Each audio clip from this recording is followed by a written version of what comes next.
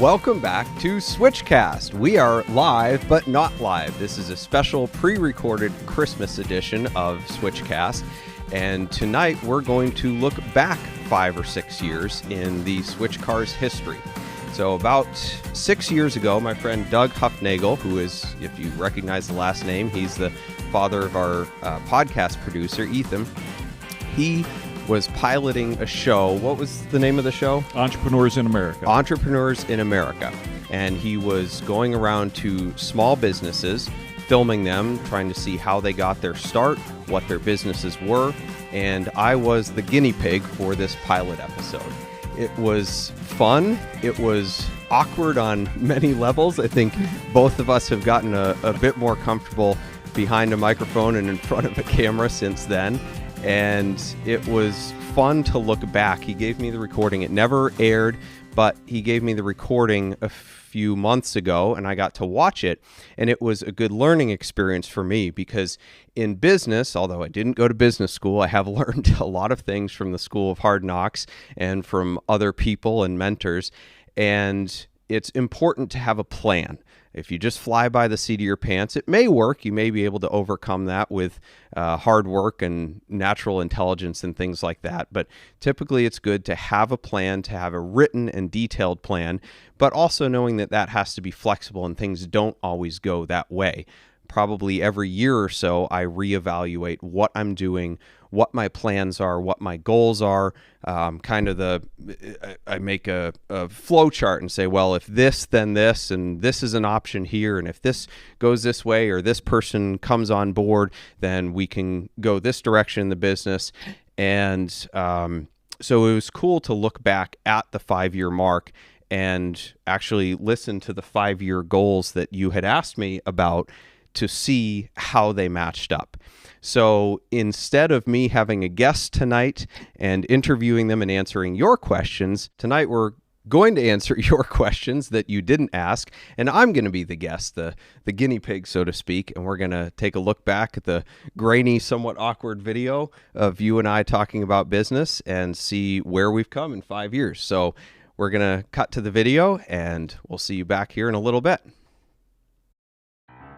Have you ever driven down a road in your hometown and seen a warehouse, factory, or an office building and wondered who started that business? Well, we have. And this is Entrepreneurs in America.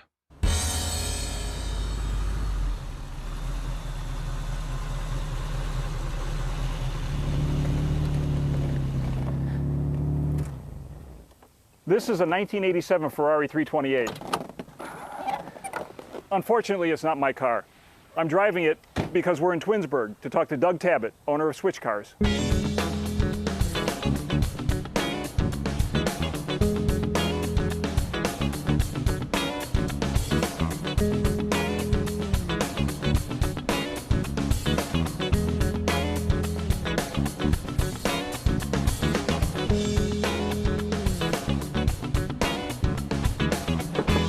Doug.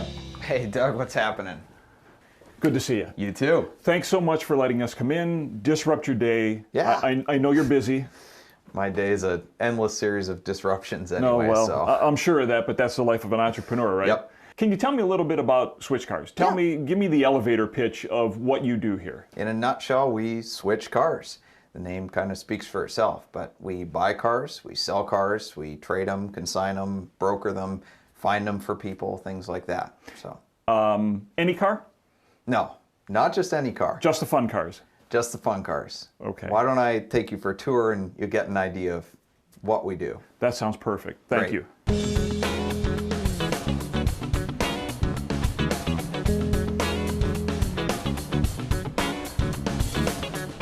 So this is Switchcars, huh? Yeah. I see you have a lot of Porsche. Yes. I see you learned how to pronounce it properly. You want to kind of take us through and tell us what you got, a little bit about each one?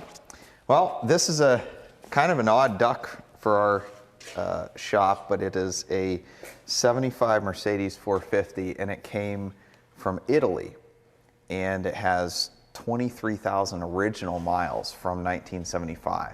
And I've got a stack of documentation about this high on the car. The guy originally imported it in '85, and he's owned it since then.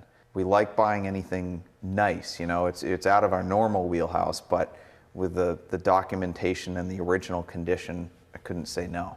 Does it being from Italy add to its value, or obviously In some way, yes, because it's a European model, so it has an optional back seat, which the U.S. models didn't have, and just subtle differences like bumpers and things like that. Typically, the Euro models of anything are a little bit more sleek looking because, especially back in the 70s and 80s when they imported cars, they had these big fat bumpers they had to put on them and more restrictive emissions and things like that. So, you know, if you've seen the movie Rain Man, when they import those Lamborghinis, they have to do all this stuff to them that makes them worse cars. So now when you look back at 70s and 80s cars, the Euro models are the ones to have. This guy. 87 Ferrari 328. I think this is the third time we've had this car. Bought it, sold it, got it back in on trade, sold again, got it back in on trade. This car has 40,000 miles, which is, in Ferrari world, high mileage. It is what it is. Yeah. Now, is that true for all Ferraris or all high-end cars? If you're over 30, 40,000 miles, you're kind of getting... More so for Italian cars.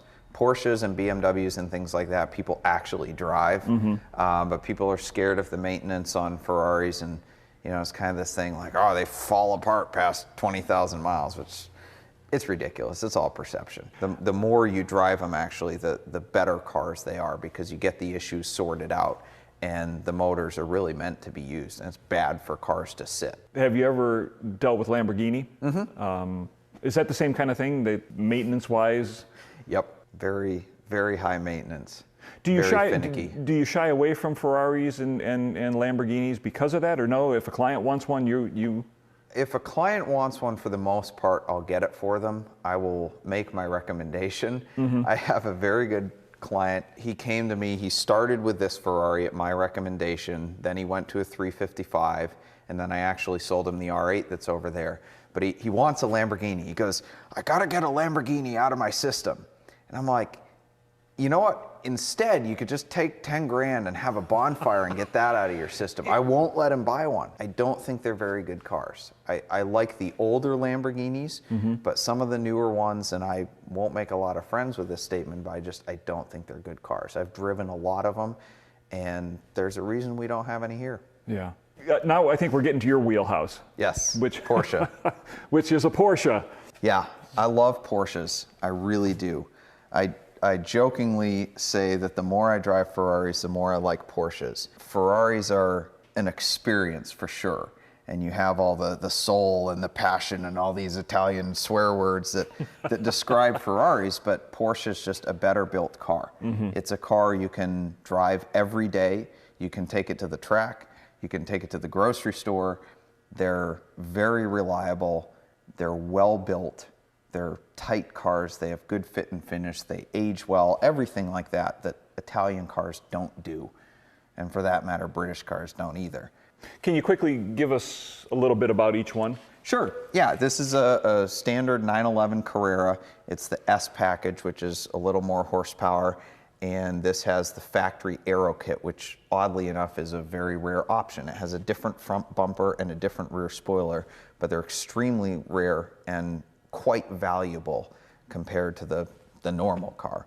This is a twin turbo 911, so you're talking about 480 horsepower, and this one also has the factory aero kit, which is very rare on a turbo. And original owner car, 9,000 miles, it's a really nice example. This one is a special, kind of an oddball car. It's a 968, which is the front-engined four-cylinder. So it was never Porsche's high-performance model, but this particular car was a special-ordered amethyst metallic color, and it was ordered by a collector who went to the factory to spec it out to see it being built. He was a Concours judge, so he has over 2,000 hours himself detailing this car. It's 23 years old, and it has 8,000 miles on it. So for us colorblind guys, can you tell me what color an amethyst is? It's a dark burgundy, we'll say, because I don't want to say purple. But it is purple. It is. Okay. Yeah. Okay. Oh, and then this guy. This is my favorite Audi. It's the R8, mid-engined V8 pseudo supercar built to compete with Porsche 911 and Ferrari and things like that, and they did a very good job. It's a great car to drive. And then we have 2 more Porsches back there. Yep. So that's your wheelhouse. Yep. And I've got more Porsches in storage next door and outside, as you saw, and all that. So we're all about Porsches. But again, you will deal with anything good. Anything. One thing I found when I came through here a couple weeks ago, you had a really, really neat car that we shot some footage of. Yep. And that was a Ford GT. A Ford GT. So we're gonna show a little bit of that footage right now, and then we'll actually take some time, sit down and talk to you and get to know you. Cool. So we'll do that right now.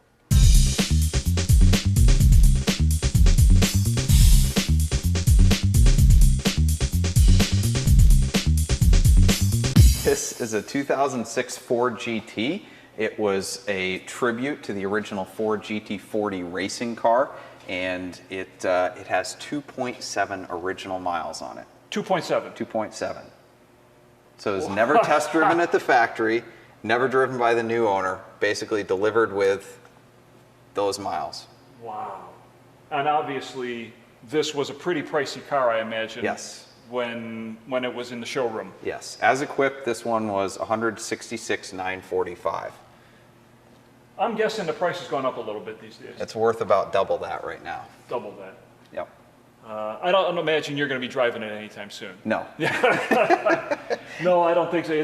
But you have driven models like this. Yes. Yeah, I've driven other GTs. I've actually, interestingly enough, driven the highest mileage Ford GT in existence. So I have the lowest mileage one here, and I've driven the highest mileage one. How many miles are on the highest? It had about 81,000 miles when I drove it. No kidding. Mm-hmm. Wow. So Doug, we're here outside of Cleveland, and we're sitting in the middle of all these beautiful cars, and I want to get to know you. I want to get to know Doug, the entrepreneur. That's what we're about. And can you tell me a little bit about yourself? Sure. I grew up in Maine, lived there for 18 years, moved out to Cleveland for college, went to Case Western Reserve, and that didn't last too long. So dropped out of college, went into business with a friend I met from college. About how long was college? About 6 months. In what year? 2003. Yep. And that business didn't last too long either. So then I went to work at a car dealership to get my feet back on the ground. What, if you don't mind me asking, what was that a similar kind of car business? No, it was a motorcycle parts business online. And how did that fare? What? Expensively. It was a second education for me. I'm guessing by your answer that didn't end too well. That's correct, yeah. Myself and the other guy parted ways, and I didn't do too well. That business ends after about 6 months, and then you start working at a Land Rover dealership. Mm-hmm. And how did that go? Well, for about 6 months. I actually did very well at that, but the politics and the drama of working at a dealership really got to me. I thought that buying a car, especially a Land Rover, should be a fun experience, or at least enjoyable and not painful. And I wasn't always able to do that. It was stressful, both for me and the buyer, a lot of times. So I wanted to do things my own way because I like cars, and buying a car should be fun. So then that doesn't work, and is that when you formed Switchcars? Yep. Had the idea of Switchcars been percolating for some time, or had it just been, you know what, I don't work at Land Rover anymore, I got to do something, or? I don't think it was percolating for very long. I think it just kind of, while I was working there, I said, you know, I can do this on my own.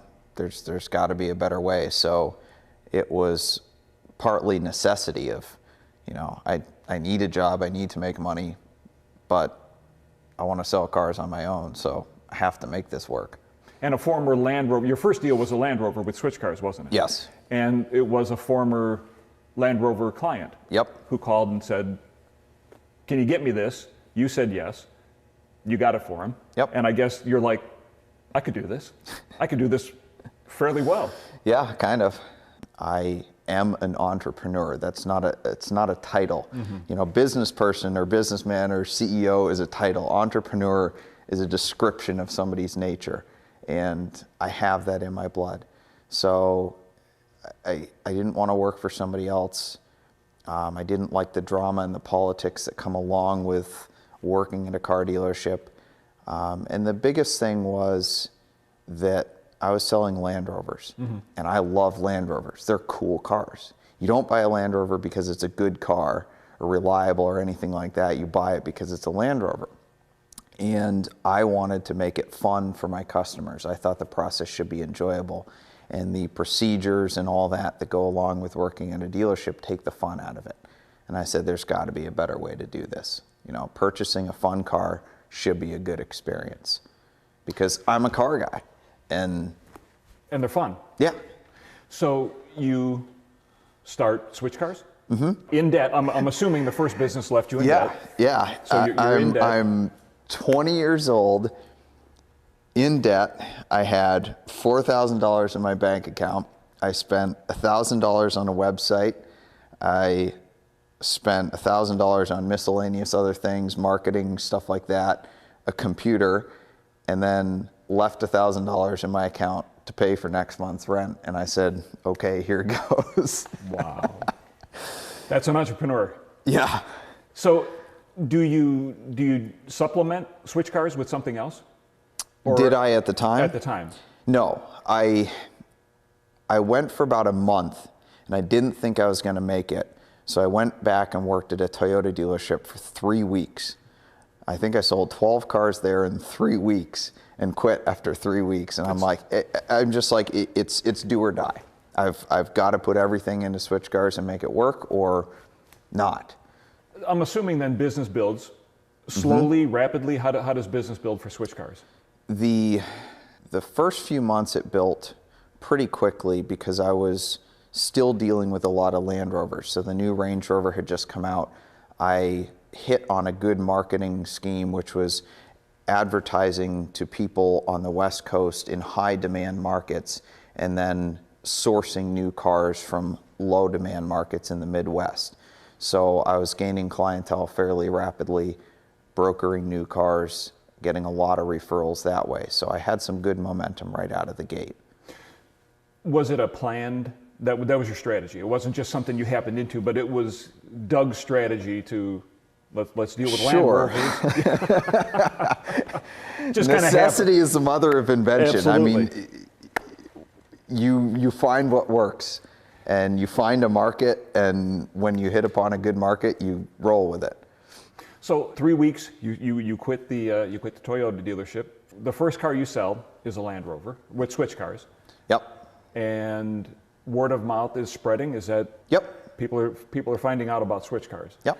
At what point do you say, I need a building? Because I'm assuming at this point you're still online. Yep. Yep. Switchcars took a lot of iterations to get me where I am here. Part of it was adapting to the market. Part of it was just figuring out what the heck I'm doing. And most of it was online and brokering for probably the first 4 years.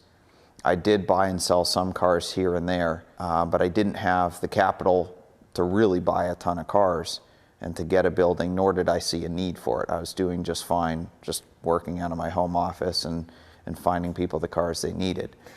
And you told me a story about you being on a Ferrari forum and a client complaining about a Ferrari salesman being some 20-year-old kid. Yeah, it was actually my client. He had found me on the Ferrari forum and emailed me and said, hey, I really appreciate your input and you're really knowledgeable. Could you help me find such and such car? And I said, sure. So I sourced him a Maserati at a dealership in New York, and he flew up to to take delivery of it, drove it home, wrote me this nice email thanking me. And he had some editorial comment about the young 20-year-old kid that was a salesman. He wasn't that impressed, and if he had known he was dealing with a 20-year-old kid, he wouldn't have done it, or something like that. Mm-hmm. And in the back of my mind, I'm going, well, if you only knew, I'm a 20-year-old kid working out of my bedroom, but I just sold you a Maserati. But it really taught me that it was not about my age, but it was about what I knew, how I conducted myself, and that got me to where I am. Well, one thing I've been curious about, I see obviously there's a lot of Porsches here in stock. Obviously one of your favorite cars. Growing up, I'm sure you knew all about cars as a kid. Most kids like that will have a car on their wall. Yeah. Can you tell me what kind of car you had on your wall on a poster? I can't, because my wall was covered wall to wall, floor to ceiling with car posters. Every single wall, there was not a gap. I had an engineer's mentality about putting all these posters and calendars up, and there wasn't a space of white on my wall as a kid. Did you have any Ferraris on your wall? Oh yeah. Yeah. Okay. So I guess what I'm trying to figure out is, you're a 20-year-old college dropout, and you're in debt. And kind of tell me how Switchcars worked back then, because I'm thinking 20-year-old kid, his first deal is a Land Rover. How does a 20-year-old kid in debt, thousands of dollars in debt, buy a Land Rover for his client? Sure. Well, at that point, I acted specifically as a broker or a finder. So I would locate a car somebody needed, most of the time a new car, and charge a finder's fee of some sort. So I wasn't fronting the money, I was just collecting a pre-negotiated service fee. And customers really liked that. I was doing a good job, I was getting them what they needed. So then you say about 4 years, then you decide, I'm getting bigger than what I can handle from my bedroom. Is this your first location? Is this your only location? This is my second official location. I got stars in my eyes as I started to grow and buy and sell some cars. And I had this idea that I wanted to be around a racetrack or a test track of some sort. So I had this grand idea that I'd have my own test track and have garages and a place for car guys to hang out, and this whole lifestyle experience that was beyond just buying a car. And it was a great idea. And what I ended up doing was teaming up with a racetrack facility that already had 90% of that, except for the car dealer. So they built a building for me. This was out in Las Vegas. And like I said, I had stars in my eyes a little bit because it was probably a lot more than I could handle at the time. It was a good idea. It was a little bit of bad timing, a little bit of just taking on more than I was ready for.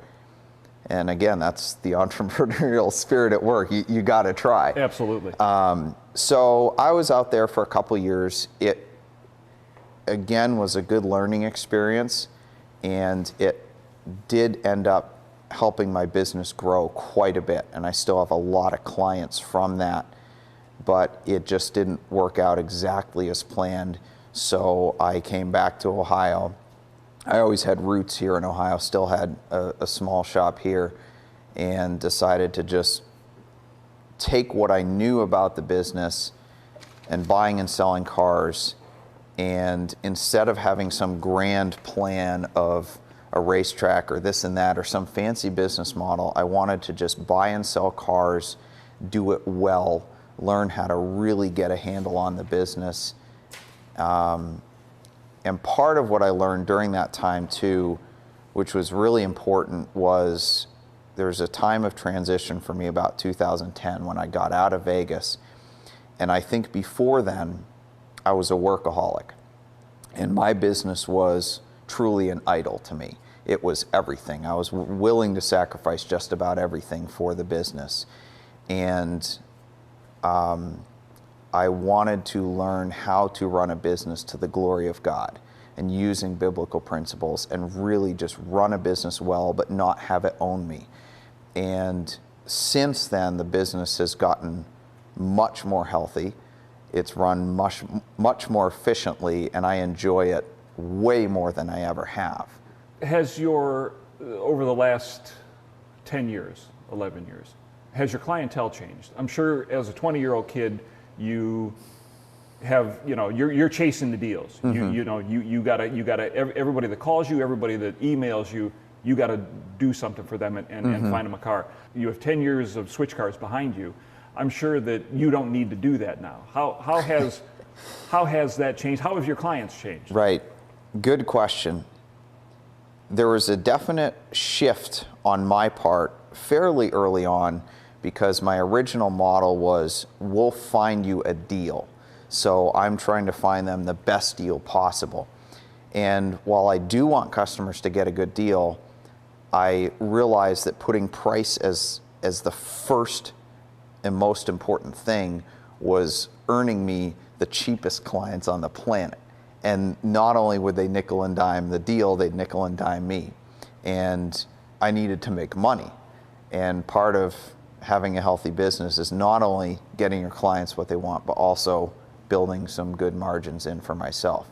So in that sense, the business model changed, and that did change some of my clients, but I still have most of my clients from when I started 10 years ago are still clients now, and they still refer people to me.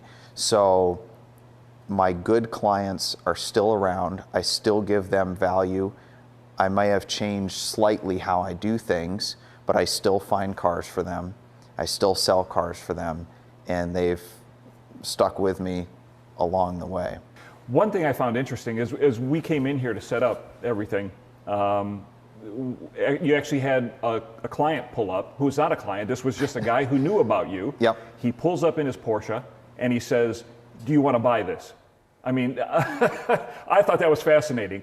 Does that happen a lot? How often does somebody just knock on your door and say, "Hey, I have this great car. Are you interested?" Sure. Fairly often. And sometimes it's knocking on my physical door. A lot of times it's just an email or a phone call. People find me online and they say, "I need to sell this car. What'll you give me for it?" And that's how we source most of our cars. A lot of guys go to auctions or brokers or things like that. Most of our business comes from the customer itself. The owner of the car calls us and says, "I'd like to sell this. Are you interested?" I'm guessing that within the 10 years you've been in business, unfortunately, you've probably had some deals you wish hadn't happened. Have you ever been stuck with a car? Has somebody ever come to you and said, "Hey, I need this car," you go out, you buy it, or you source it, or you use your connections, and have you ever been stuck with a car? Yes, for sure. And that's part of the reason I buy a lot more of my own inventory now, because on a weekly basis, people will say, "Hey, I want this car and my budget's 50 grand and I'll only take red and it has to be a manual and it has to be a 1997 through 99. And so I go and find them one, and a week later they say, "Oh, I bought a green BMW and spent 75 grand. So that's par for the course. How did you take your passion for automobiles and turn that into a business? As far as how did you teach yourself how to run a business? My dad was always in some sort of business growing up, either managing a cottage resort or doing his own business of some sort. So I saw a lot of that growing up.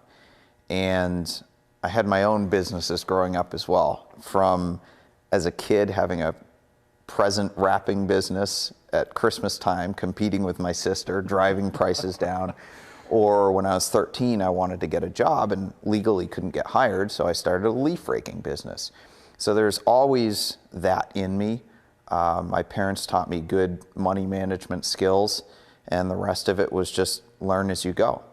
Some of it is just a natural affinity, a knack for the business side of things, and some experience I got from the first business with the partner, and that taught me a lot of things to do and a lot of things not to do. Mm-hmm. The most frequent question I get asked, and you ask this in some manner, is how did you get into this? You know, whenever I meet somebody, well, how did you get into that?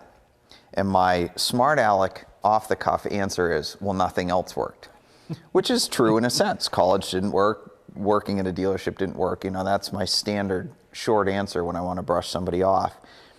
But when I really think about it, everybody has a childhood dream. And usually it's to be something cool, like a fireman or a doctor or policeman or something like that. I think I'm probably the only kid in the world that actually dreamed of being a car salesman. The totality of Switchcars as it is now, you still source some, you still have physical inventory that you buy. What else goes along with that? What does Switchcars do for your clients? Sure. We do detailing, we do storage, we do appraisals and title work and all sorts of things like that. We do a lot of transporting for them as well. So that's a good supplement to the business, and that area of the business has been growing quite a bit as well. You also mentioned something about like a consultant service, where you actually will go out for a client and maybe not even a location where the client's at, where a car, if a client's in New York and a car is in Idaho, you will fly out to Idaho and kind of give an evaluation for the client of the car. Do you do a lot of that? I don't do a lot of it, but that's something that I've been doing more of lately. Typically that only happens within a certain niche of cars. So while I know cars very well, for example, a BMW M3, I can look at and say, yeah, that looks like a nice car. It isn't, but I don't know all the nuances of what to look for. But a Porsche GT3, for example, I'm considered an expert on that car. So I actually have a database of every single car produced for North America. I have history on most of those cars, and I know exactly what to look for because I've probably bought and sold myself over 100 of them. And there was only, 600 or so produced for North America, depending on which variant and which generation. So I've had my hands in a large percentage of them, and I know them like the back of my hand. So given the right car, that is part of your service, is to go out and act as a consultant. Yep. How do you see Switchcars evolving? More of the same. So no grand plans, but just to take what I'm doing and gradually build and expand on it. I want to take the storage business and make it into a self-sustaining business, along with some of the other things like detailing that we do. We're posed to get a bigger facility at the moment. We're searching for a building because, as you can see, we're out of space here. It's packed. Yeah, yep. So that's the next step, is to get a much bigger facility that will allow us to expand the way we need to. So as an entrepreneur, I know that you probably have a bunch of things percolating in your mind.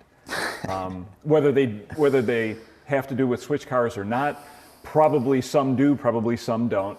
Do you care to share anything? First of all, do you have always something going on, multiple things going on? Always. Would you care to share, just something about maybe what you would like to see happen in the future for Doug as the entrepreneur? I think the next actual business I'm going to do, and like you said, I've got stuff percolating. I write business plans for ideas all the time, just kind of for fun. And most of them are superfluous. They can't actually be monetized or put into real practice. But the next one I anticipate doing has very big legitimate potential, and it has to do with transporting cars and the way you book things and everything like that, because that industry is very backwards. I mean, we transport cars all the time. We do it as a service for our customers, and it's fairly cumbersome. So that would be a software-based business, fairly cumbersome project, but that's that's my next goal. That's interesting. That I'm sure that has grown out of Switchcars and how you've had to deal with Sure. transportation of vehicles and. Well, I see a problem. It's the same problem everyone else sees. I just see a solution for it. There is a solution. And that's the difference between an entrepreneur and anybody else, is we always see fixes. You know, instead of complaining about something, we go, ooh, how could we make this better? And that's always on my mind. Do you have any advice, and this would be general, not necessarily pertaining to cars, but any advice to an entrepreneur, a would-be entrepreneur? What is it, you know, one or two things that you have found necessary to Sure. succeed, or you know, to take your passion and to go ahead and run with it? I think of probably three things. The first one is read Proverbs. Even if you're not a Christian, Proverbs has some of the best advice for how to manage money and how to run a business on the planet. The second would be to not get stars in your eyes. A lot of people want to be an entrepreneur because they want to be rich, and that's the wrong reason. Because if you're doing it for that motivation, you're going to go after the quick riches, and you're probably not going to make anything. The best way to do it is to work hard, to set a goal, and you can make money in almost any industry. There's no specific industry. Just find something you know well and do it well and do it honestly and work hard, and you'll probably get somewhere if there's any money to be made in the industry. And the third one is to make your word as gold. One of my good clients and very good friend, and I see him as a personal mentor, told me that one of the biggest lessons he learned in business was that you don't give your word to somebody until you count the cost. So when you make a deal or you agree to do something, you know exactly what you're signing up for. So you don't give your word easily and you don't give it cheaply, but when you do say that I will do something, you do it. You don't need a contract, you don't need a handshake, just you do what you say you're going to do. And the biggest lesson for me with that was the first part, is sometimes it's easy to give my word. Oh yeah, I'll do that for you, I'll do that, sure. I'll make sure the car's there in 2 weeks. And that made me really consider what's the cost behind what I'm promising to do, and to really consider that, to make sure people know that when I say I'll do something, I'll do it. That's great. That's really good. So how can people get a hold of you? If someone wants to buy a Ferrari? Yep. Switchcars. There's a reason we have a easy to remember name. So, you know, you can go to switchcars.com. That's the best way to find us. And obviously you can email us, call us. All our info is on our website. Great, great. One final question. And I'm curious about this because I don't know. You have all these cars. What does Doug drive? Well, my collection has been expanding a little bit over the past year. My favorite car is a Lingenfelter Corvette that I have, and that's a great car to drive. I also bought... What year is it? It's a 98. 98. I'm a little bit of a muscle car guy at heart. I like the sound and all that, but I do love Porsches as well. And I also have an older air-cooled Porsche 911, and I just bought a 66 Mustang Fastback. So then, out of curiosity, out of the cars you own here, is there ever a time when, obviously not a client's car, but is there ever a time when you will see a yellow Porsche and just say, you know what, I feel like driving a yellow Porsche today, and go ahead and take it home? Or Absolutely. Yeah. I try to drive everything I have in here, not only because I want to, but because I need to familiarize myself with the car I'm selling, it's a real easy way to know how good the car is. Because if somebody says, hey, is there any tire noise? Is there any, how does it drive? Is it smooth? Is it solid? Are there any squeaks?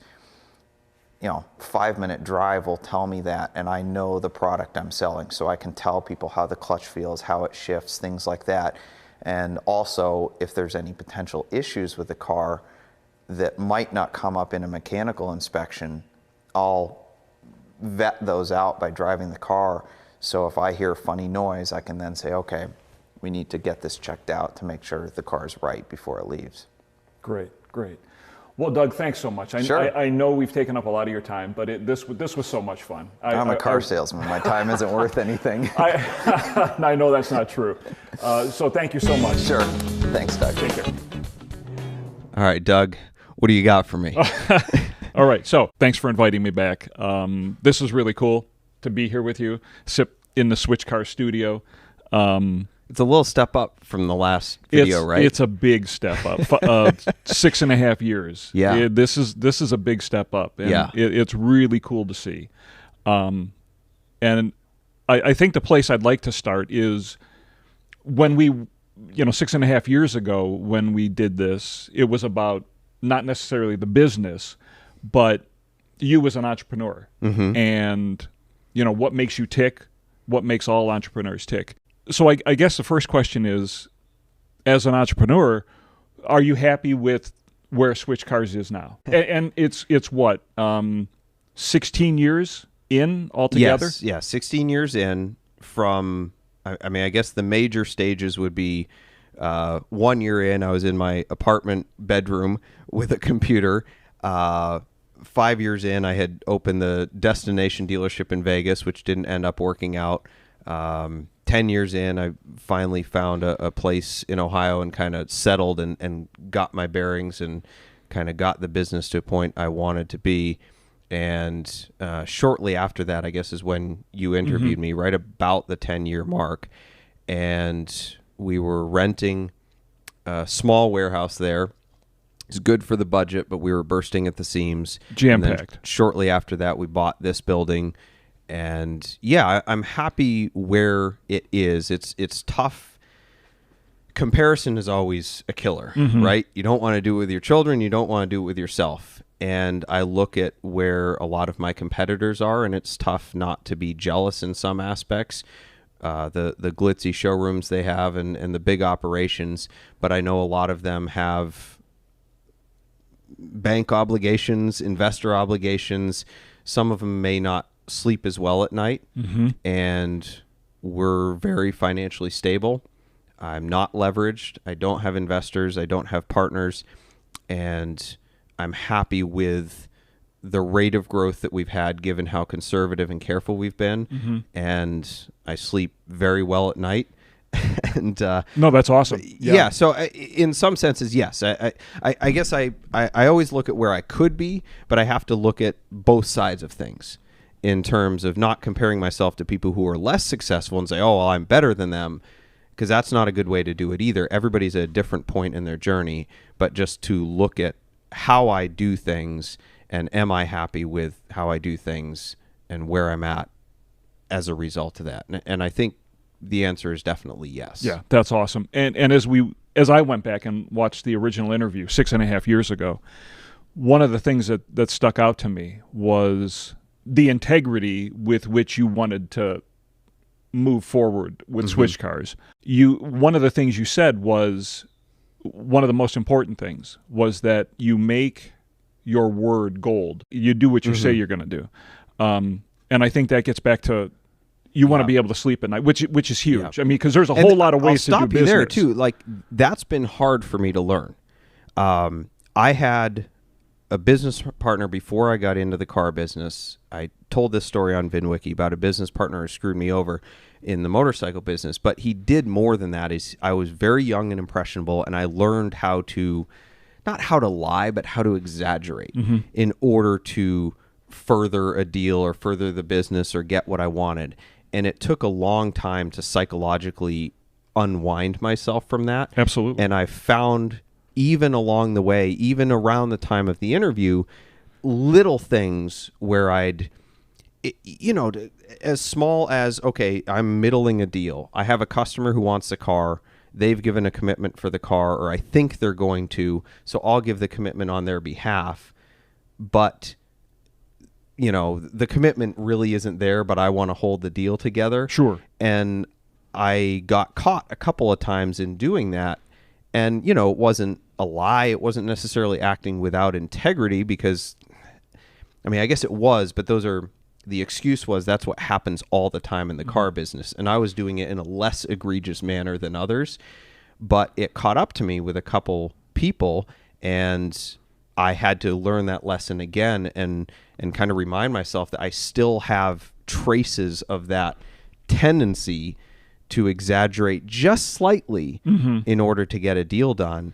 And I had to kind of relearn and say, if I'm going to say that my word is gold, it has to be that no matter the cost. And that's been a tough lesson to learn, because since then I've had to actually buy a couple cars that I gave a commitment based on my customer's commitment. They went back on their word, and I said, you know what? I'm not going to be that guy again. I learned that lesson. I'm going to buy the car regardless of what it cost me. Yeah. So it's been a tough lesson to learn. It hasn't always been perfect, but I want to be that person who says, if I say something, I'm going to do that, and you can take it to the bank. You're a Christian, I'm a Christian.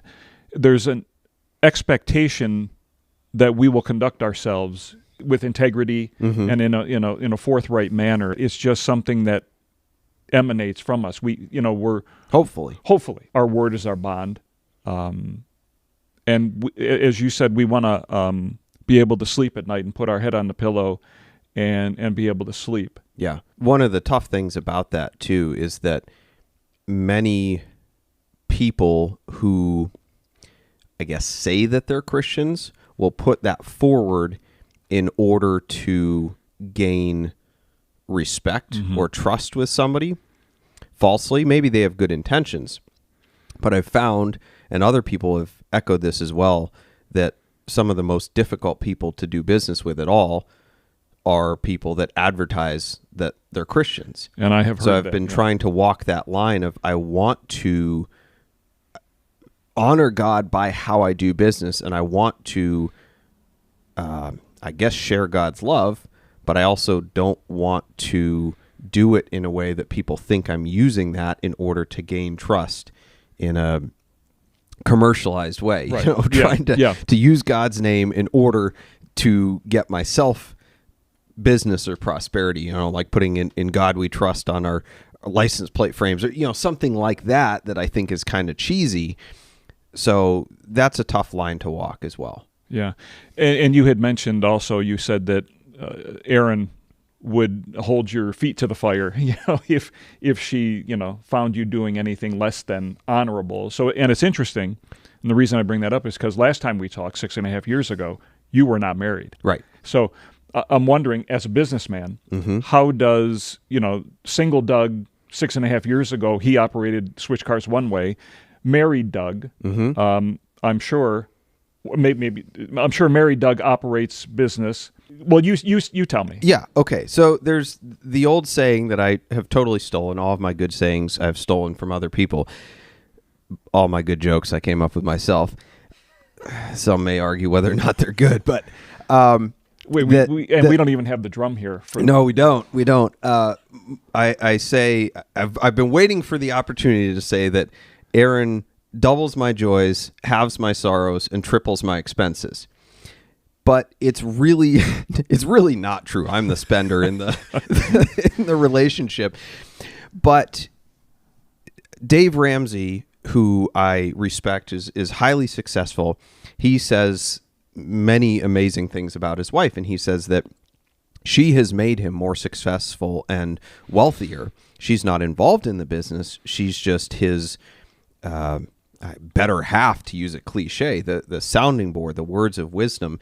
I think as male entrepreneurs, we get headstrong, we get myopic. Our testosterone gets in the way, our pride, and she, in addition to helping me in administrative roles and day-to-day stuff, which I'm not good at, she offers a perspective and voice of reason that is absolutely priceless. You know, I may come home and be sounding off about a client that is being completely irrational, and I want to respond in some typical Doug sarcastic, cynical way. Yeah, fire off a sweet email. Fire off this email.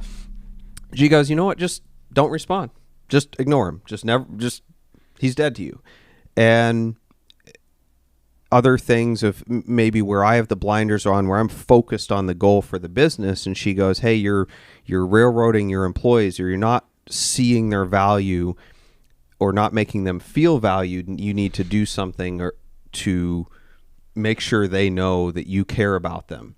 So she's been invaluable in that way to give me a different perspective, to see things that I can't see. Which is just a great juxtaposition, male, female, husband, wife. Yeah. And how the two come together and just make a beautiful one. Yeah. You know, in 2015, I had asked you about starting Switchcars and how a 20-year-old didn't have business classes, but you had that passion, you had that entrepreneurial spirit, you had the passion for and knowledge of cars, and you had said that, you know, you kind of did the learning the business side of things, trial and error, and just doing it. Have you learned more about being a businessman, or did you simply, in the last 6 years, you kind of were there and you just simply tweaked what you already knew, or Sure. as a businessman, have you learned so much more? I think the first 10 years were the majority of the learning. Now, people are going to get up in arms because, yes, you never stop learning. I never want to be at a point where I think I know it all. Now, granted, people pay me lots of money to do consulting now, so I do know something, but we're all in different stages. But I think the thing I've learned the most is how to deal with people, because in 2015, I had one subcontractor, detailer, and an intern. And I have 6 full-time employees and a couple subcontractors now. So that is a whole new ball game for me. That's something else to deal with. But as the business side of things grows, you're essentially, you know, just you've tweaked what you learned those first 10 years. Sure. And yeah, building upon the foundation. Yeah. I'm not learning big lessons anymore. Right. I'm learning guess, small things yeah. each and every day. I don't really want to learn any more big lessons because usually they come with zeros on the end. As Dave Ramsey says, I've done stupid with zeros at the end. So, yeah. You were in Las Vegas. You were connected to a racetrack. You had said that, and I think you said this 4 or 5 times, that you got stars in your eyes, and that's why you did that move. Yeah. But you said like 5 times, it was a plan that would be successful. It should be. It was a great idea. I think it was a great idea. Yeah. Is it still a great idea? Would you like to have a racetrack with Switchcars? Yeah, I'd love to have a racetrack as a business model. Yeah, and I think long term, the private motorsports country clubs, the private tracks, are going to become more and more valuable.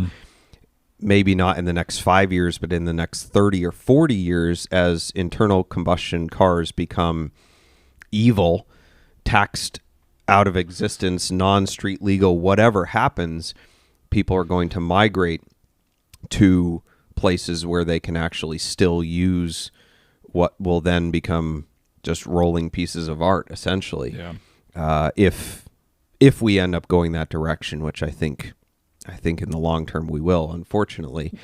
So yeah, I'd love to live on a racetrack, to work on a racetrack, something like that where I can play all the time. I don't have that in the cards necessarily. I know Nelson Ledges which is a local racetrack, is improving their facilities and has some big plans, and we'll kind of keep our eye on them. We know the owners, and so we'll keep a conversation open and see if there's some synergy there down the road, maybe. Or maybe I'll just buy a house near there and build a big garage, you know? So maybe it becomes more of a hobby. But there are some things kind of noodling around in the brain. I mean, I always have 10 business ideas and business plans, you know, in the file that I'm modifying and thinking about. And one of them is some sort of a social club surrounding cars and car storage, and we built up the car storage business. That was something that we were just starting at the time. And you said you wanted to expand it. Right, yeah. And we did. So that was part of the purchase of this building. We went from a 4,000 square feet facility to an 18,000 square foot facility. And we're full again and bursting at the seams. So that's a consideration. I don't know what it looks like. I've been kicking around a bunch of different things, but probably one of the most valuable lessons I've learned, again to quote Dave Ramsey, is that which you focus on is what you win at. And so I've been trying to focus on this rather than saying, okay, I'm going to do this, this, and this, and be this big entrepreneur with all these, pans in the fire, whatever the term is. Mm-hmm. So I've been trying to focus on this, and the podcast itself was something that I wanted to take on, and that was like the extent of the time and brain power I had to say, okay, well, I can also focus on this, but I need to make a deliberate effort. So anything else that's a cool idea is just, it's going to stay on the shelf, and I'll think about it and consider it until which time I can focus on that completely. And the storage idea, if I remember the way you said it, was it would be a self-sufficient kind of, or a self-sustaining. Yes. Which sounds like it wouldn't take much energy. Right. And I mean, if you're busting at the seams here, it seems like it'd be a good time to find another location. Not find another location, but additional space. Yeah. I think, again, that's probably in the 5-year plan. It's not immediate. Mm-hmm. I've thought about building here. Building costs are astronomical, and I just don't see the value. I don't really want to move. It's emotionally draining and expensive. So I'm content with where we are now and just focused on refining what we're doing, refining the storage business to make it more profitable with what we have, refining the dealership, working, we just hired a full-time tech. That was something we've been wanting to do for a long time. So figuring out that end of the business. So we've got a lot of moving parts already and a lot of opportunity for growth in this current facility. And the business model itself still is sourcing, brokering, high-end exotic cars. Yeah, interesting. So we've changed that a little bit. We do source, broker, consign, sell high-end cars. I mean, we're in a showroom with a Ford GT, a Ferrari, and a Porsche GT3. So, yeah. And I've built a good base of clients that trust me for that. But in terms of our actual inventory and what we're buying and selling, I always knew that the high-end car business is not the way to make a bunch of money. The old saying is, how do you make a bunch of money in the exotic car business, or how do you make a small fortune in the exotic car business? You start with a large fortune. And that's how most people get into it. Yeah. They have a PhD, i.e. Papa had a dealer, or they have investors or a big bank or something like that. And I don't and never did. But I ran the numbers on cars. The threshold was 40K, and the percentage return on above 40K versus below 40K. And it proved to me what I already knew, was that the ROI on the cheaper cars was far better. There's less risk. And so when Daniel and Thomas came on board to help grow that side of the business, I said, here's the numbers. This is our plan. And they were kind of already experts in that already because they were doing BMW M3s and things like that. So we're trying to buy and sell and stock more sub $50,000 sports cars and now service them as well and make that the focus of what we're buying and selling in stock, and then doing more brokering and consigning of the high-end stuff to reduce our risk and our holding costs. One of the things you had mentioned back in 2015 was that you had started with Land Rovers. To me, it was just brilliant. And you said you just kind of stumbled into it. It was the market at the time. You went into high demand areas, California, and would source from low demand areas with the Land Rovers. Brilliant. To me, and again, I'm not in the industry, but to me, that seems like that model would work with most any car, would it? Yeah, arbitrage. The manufacturers have fixed that leak in the system. I was basically just exploiting something that was broken. Yeah. So it's not as easy anymore. So there are definitely other opportunities for arbitrage, but it's not quite that easy. Our model now is really just to find good cars, to service them, to add value to them by making them better, or sometimes even because, you know, the person doesn't know how to market their car. Sometimes that is the arbitrage in and of itself, is maybe not geographically or regionally marking it differently, but somebody may put it on Facebook with 3 terrible photos and they have no idea how to put the value into it. And we go look at it and buy it and say, okay, this is a good car. We're going to service it. We're going to document all the service records. We're going to show that it's original paint and put all this value out there that's already there. They just didn't present it properly. Right. Yeah.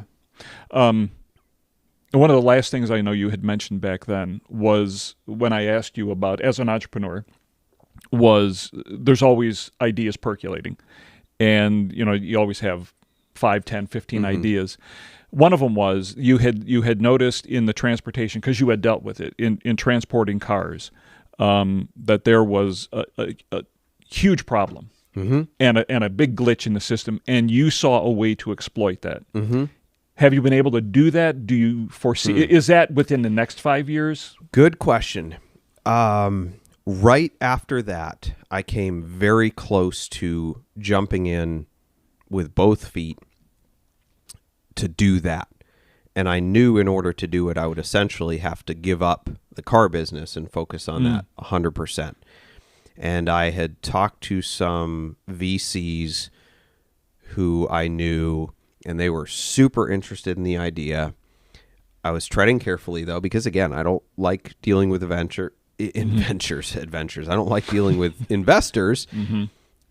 And I know how VCs work, and that just wasn't the way I wanted to go about it.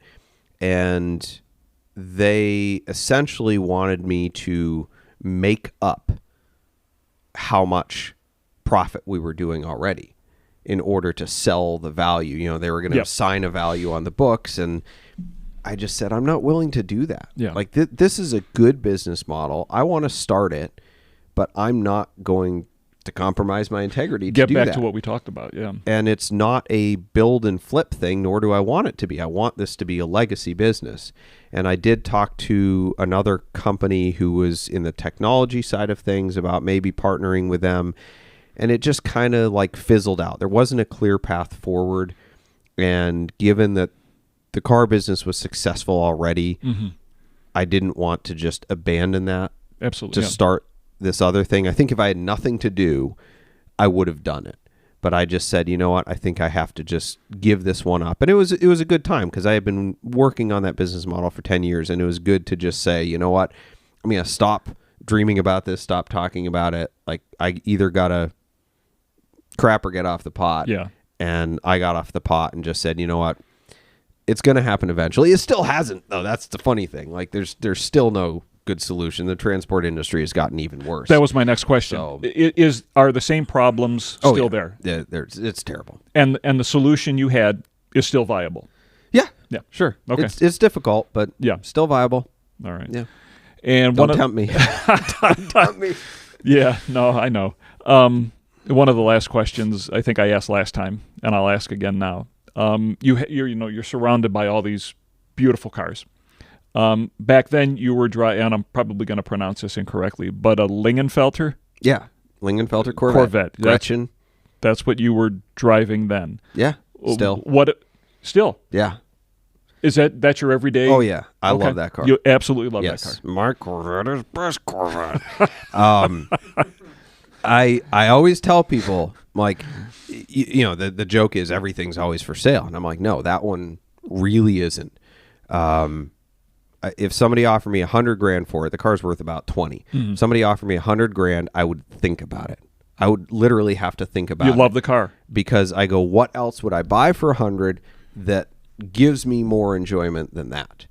And I always tell people, I say, if that car is ever for sale, please offer me a place to live because it's likely that things are that bad. So yeah, I got you. Yeah.